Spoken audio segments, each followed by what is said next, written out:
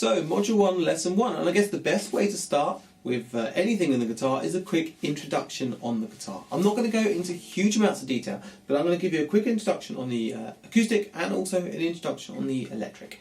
This course does fit for both instruments, doesn't matter which one you play. So a quick introduction, there are kind of, I guess you could say, 5 main parts of the guitar, as you'll see in the diagram on the screen in a minute.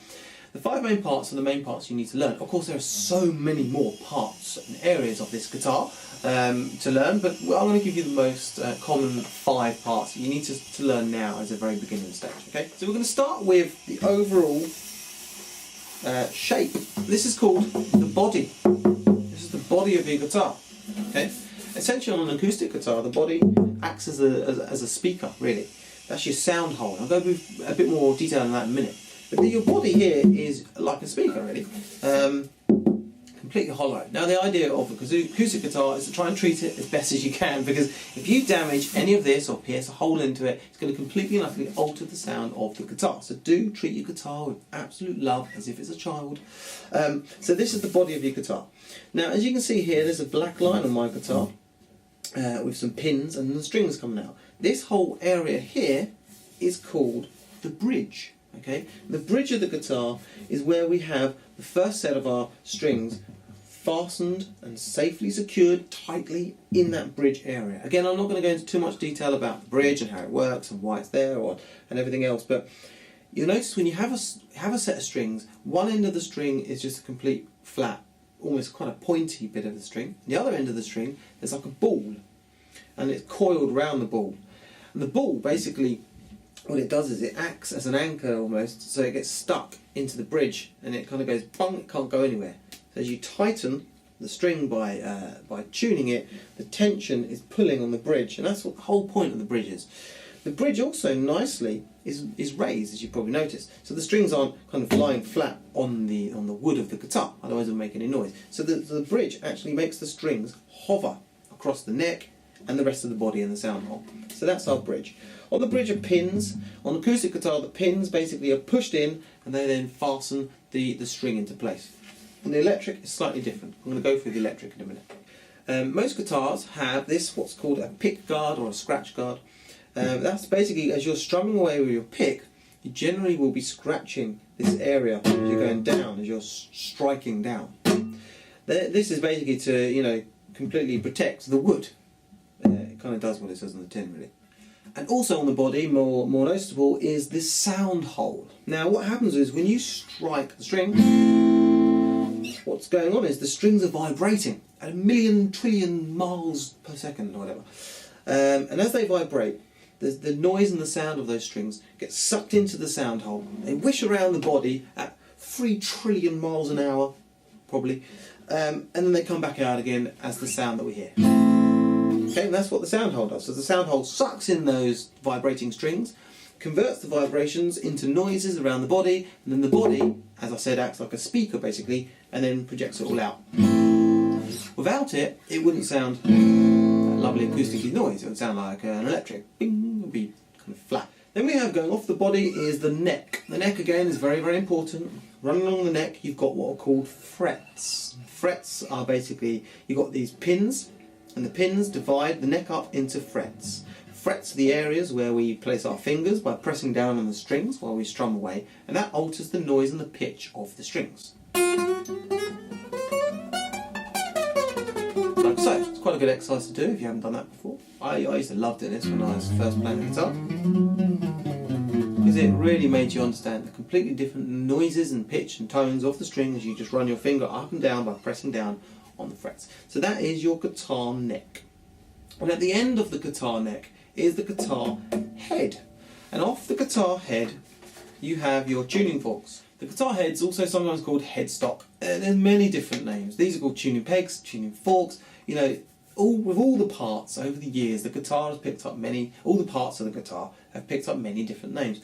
So these here, you just basically turn them either towards yourself or away from yourself, and that will either loosen the string or tighten the string. I'm pretty sure you've already worked that out by now. But that's how you tune and alter the strings, and they, at the same time, not only do they untune or tighten or loosen the string, they also hold the string together. So you've got the string being held at one end of the guitar and the strings being held at the other end of the guitar. Another probably bit to notice actually here is this little white thing on my guitar. You'll probably have a different one, it might be slightly different going across there. It's called the nut. The nut essentially does what the bridge does. It kind of forces the strings to hover above the wood, so with the neck and the body. So the main 5 parts, those that you need to worry about, is the headstock, or the head, the neck, the body, the scratch, the sound hole, and the bridge. Okay? And so on the electric guitar, it's actually quite similar, but one thing you'll notice on the electric guitar is it's thin. Look at that. It's so thin because the body is not hollow, it's solid, right? So let's have a look at the back of the guitar quickly. This is the back of my electric. This is a typical type of shape of guitar, all right? You do get other guitars that are slightly different. They've got a curve around there. They almost look a bit acoustic-y, actually. They're electric. This is an electric guitar, and if you see at the back of the guitar, okay, as you can see there, there's like a big plastic square. Now in the middle, well, at the bottom of the plastic square, little holes, right? That's where you thread a string through. So essentially what you do is you thread one end of the string through, and it's pretty obvious which end of the string you thread through. So it's the pointy end. You thread your string through. It then pops up, okay, out of the bridge. It just kind of like pops up, and you thread it out, and then you'd run it across as you normally would, as if on the other guitar.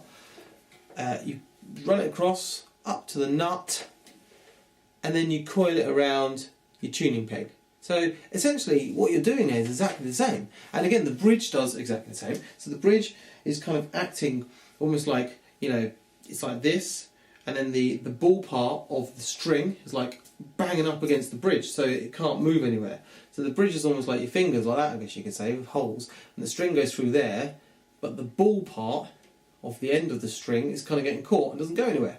And that's what it's doing. So it's like pulling the tension. So this, as you're tuning and tightening it, this is going this end, this is going this end, and the string goes dong. Sometimes you hear a ping, or it goes dong, it makes that funny noise. But that's what it's basically doing. It's all the tension of the string pulling. I won't worry about that too much. If you ever snap a string, it's quite scary first of all, but don't be too scared.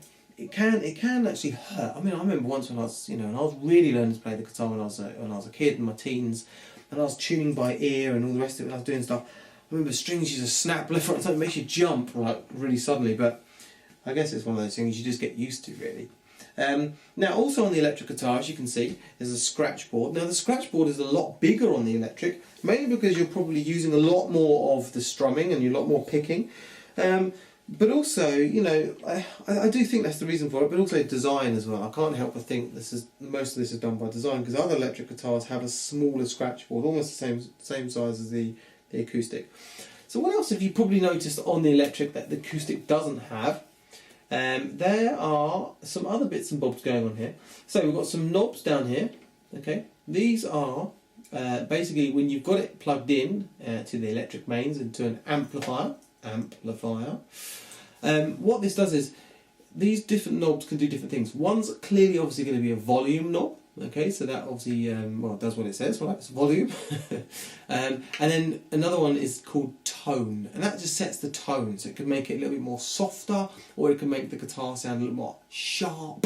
Okay, and that's basically what the tone does. All right, and then here there's like a little knob thing there. Can you see it? Okay, and that's a switch for the pickups. Pickup switch. What's a pickup?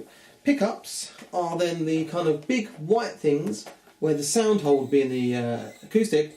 They run the strings run over the top of those. In the electric, they're called pickups. Okay, they kind of look like bars of soap, I guess you could say. I don't know, big plastic kind of things.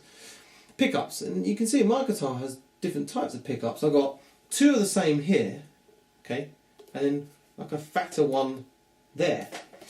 So what are pickups? Pickups are basically coils of copper, I think it is. I have to look that up. I think it's definitely copper.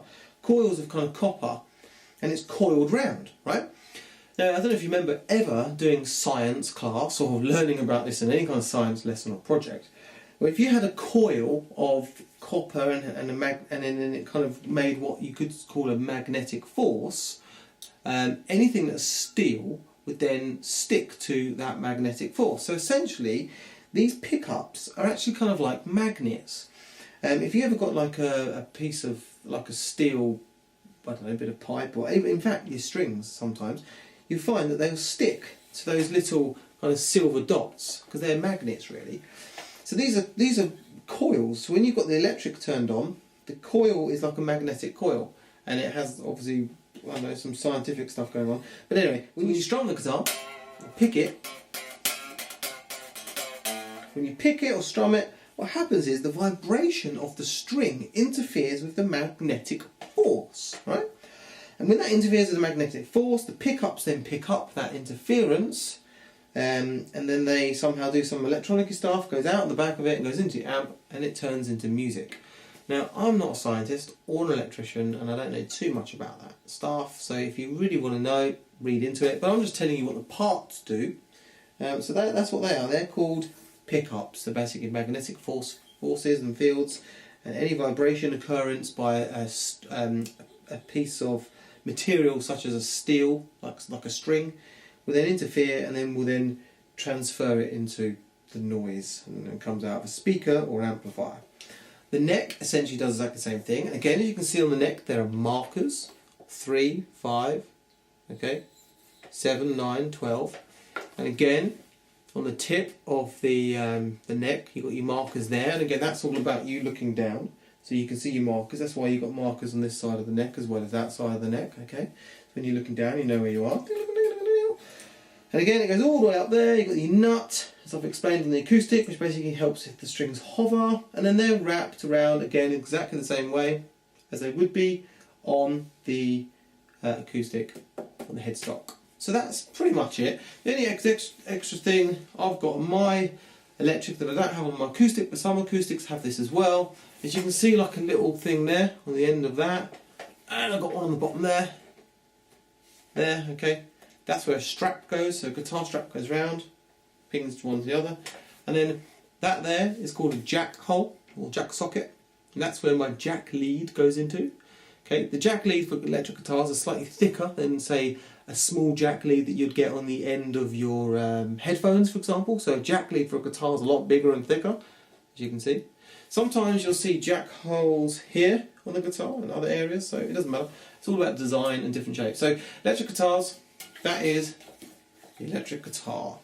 If you don't have one, I do suggest you get one, because they're friggin' awesome electric guitars. So I do have quizzes, just to let you know. In all of my courses I have quizzes.